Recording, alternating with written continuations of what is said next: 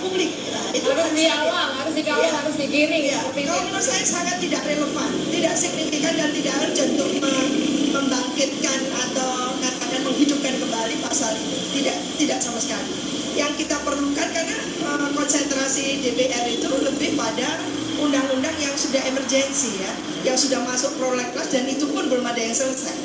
Tidak perlu itu pasal yang penghinaan karena yang kita butuhkan adalah pembelajaran dari para aktor dan elit kepada masyarakat kita.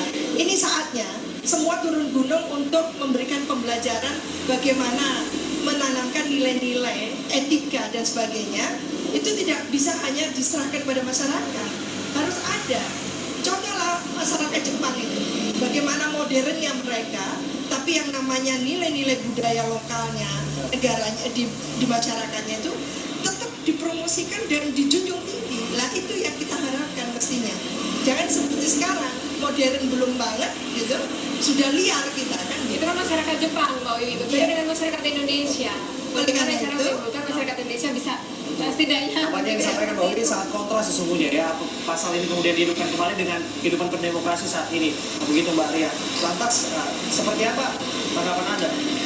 Bahwa kemudian ketika pasal ini akan dihidupkan kembali, banyak sesungguhnya pengguna media sosial yang katakanlah nge-tweet, Facebook, nulis macam-macam, iya gambar-gambar, kreativitas mereka bisa saja dijerat dengan pasal ini. Itu yang saya maksud, kita bangga sebagai negara demokrasi terbesar ketiga di dunia. Kita bangga bahwa Indonesia sudah lebih maju, dianggapnya seperti itu. Tapi apakah kebanggaan itu kemudian mau kita sia-siakan dengan kebablasan? Seperti yang tadi Mas Abraham sampaikan. Boleh kita lihat bersama, ini yang kami sedang tayangkan ini adalah salah satu bentuk kreativitas.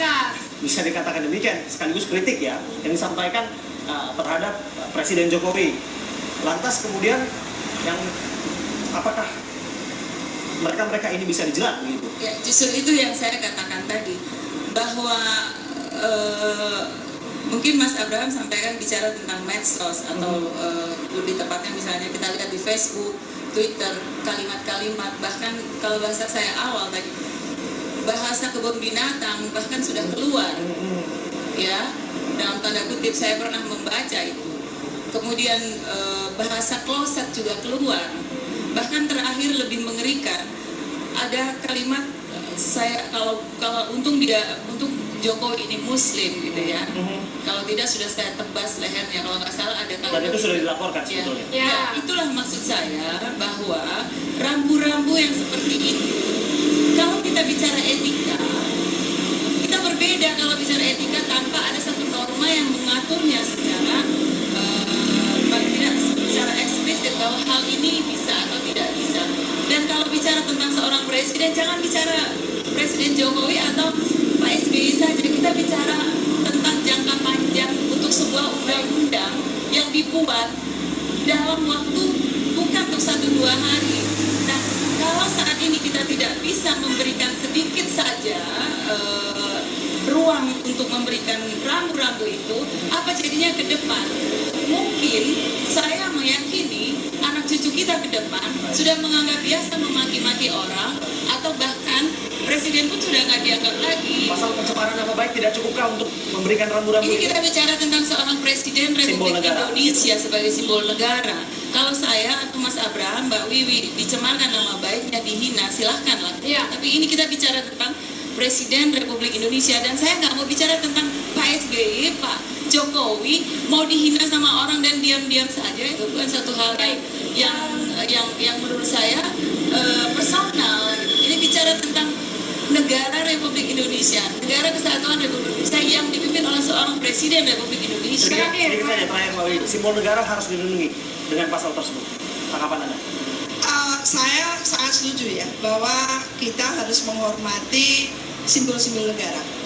Tapi jangan lupa, kita tidak boleh taklid buta pada argumen itu saja. Apa yang disampaikan Mbak Dwi Latifah tadi itu memang debatable. Satu contoh bahwa ini sebetulnya bumerang. Ketika para elit pemimpin kita tidak memegang komitmen dan tidak konsisten perilakunya, janjinya dan sebagainya, di situ masyarakat marah. benar sebetulnya. Ya. Entah dengan karikatur. Dan itu di negara yang beradab di Amerika, di Australia pun terjadi. Jadi ini bukan penghinaan menurut saya. Mereka ingin menagih janji kan gitu. Lah ini jangan dimaknai secara sempit gitu ya, secara terbatas, seolah selesai nih presiden dihabisin, tidak. Biarkan itu justru memacu sebagai pemantik ya.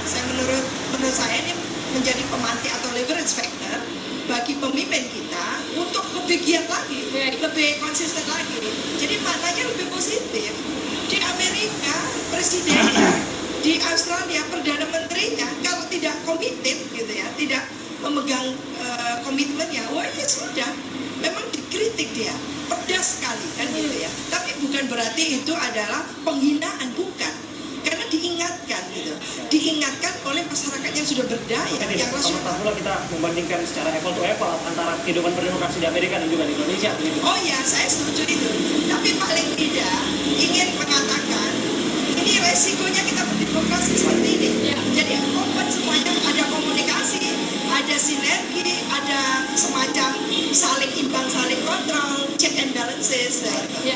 Terima kasih Mbak Wiwi sudah hadir dalam bincang kita di hari Apapun ini. kritikannya tetap harus beradab ya. Baik, kita nantikan juga di Maria dan juga teman-teman Komisi 3 lain yang bekerja ya nanti untuk mengimplementasi seperti apa Langkah selanjutnya. KUHP ini, karena sekarang masih reses ya, masih fokus pada konstituennya masing-masing. Tadi kemarin Senayan sekarang fokus untuk menentukan seperti apa nanti nasib KUHP ini. Terima kasih. Ya, selanjutnya kita akan melihat laporan dari rekan kita ini terkait dengan jalannya muktamar